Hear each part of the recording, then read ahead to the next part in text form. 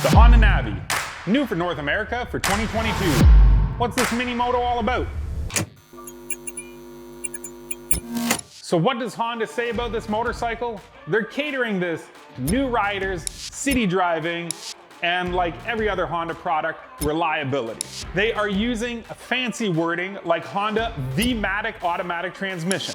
That's just a fancy word to say it's a scooter. It's on the lighter side of a motorcycle at 236 pounds of curb weight, on top of being relatively small and compact. So definitely, I can see how you're gonna tie this to a new rider, even an experienced rider. It's just gonna be a nice, easy bike to drive. That being said, Honda did a couple of things that are different with this bike that you don't see on other bikes. It is using their Honda V-MATIC automatic transmission, so it's gas and go. No clutch to worry about. And they have done something a little bit different than on your traditional scooter. Instead of having all hand brakes, we put the motorcycle brakes that you would traditionally see on a full-size bike, with your rear brake being on your right foot and your front brake being on your right hand. So trying to make you feel like this is a motorcycle. What else did they do? And they keep bragging about it, is the tiny little box that is in front of the bike. If you've ever driven a scooter, you almost always have a storage compartment under the seat. So expecting storage on a scooter, yes. Expecting storage on a motorcycle, maybe not so much. And here is the kicker. Here is the selling point of the Honda Navi. It is 1,000% the price point. In Canada, in the market where we are, it is $22.99 as an MSRP, and in the States, it's actually a sub $2,000 bike. And if you notice, I keep saying motorcycle because that's what Honda wants us to say it is. So the driving impression of this bike, we took it to the only place that made any sense, which was downtown. Driving around the narrow streets and one-way streets and stops here and there, it's kind of nice to have a bike without a clutch. So just gas and go, that is awesome. The one thing that is very apparent as soon as you start driving the Honda Navi is the power, or the lack of power. But it's 110cc and you shouldn't expect too much out of it. That being said, it isn't peppy at all. It is very smooth, very linear, but you're not getting that much speed. We were able to get about 74, 75 kilometers an hour on flat ground, with maybe reaching 80 kilometers an hour going downhill. So it is not a highway runner by any means. And in terms of a little motorcycle, here are the other things that they kind of did. The brakes. The brakes on this bike are actually drum brakes in the front and in the rear.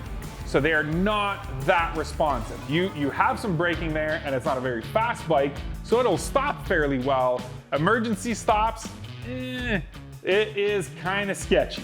So the driving impression of the motorcycle is as you'd expect of a mini bike, and having owned a Honda Grom, the size feels very, very similar.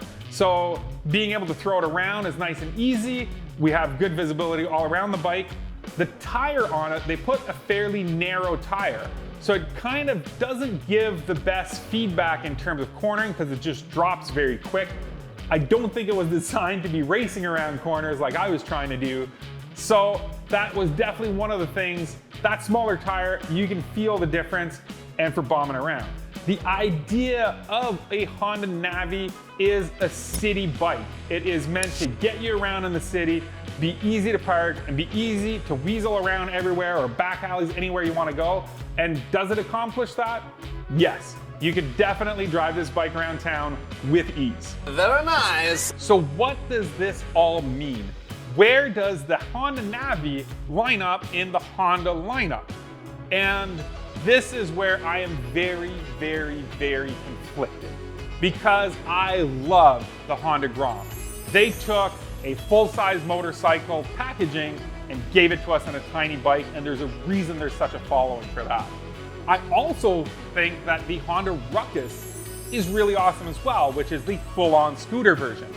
What did they do with the Honda Navi? They tried to combine the two to try to recreate the magic.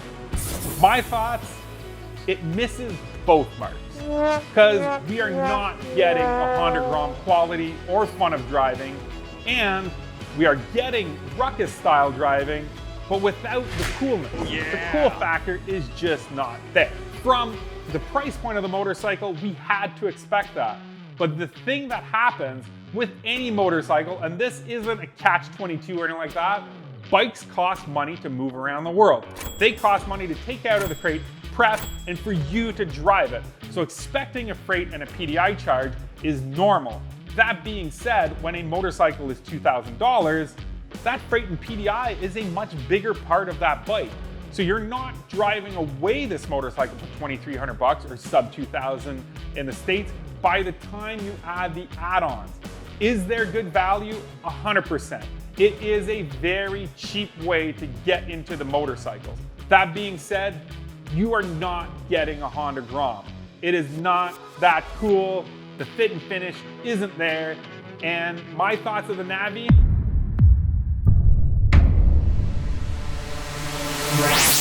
Nope.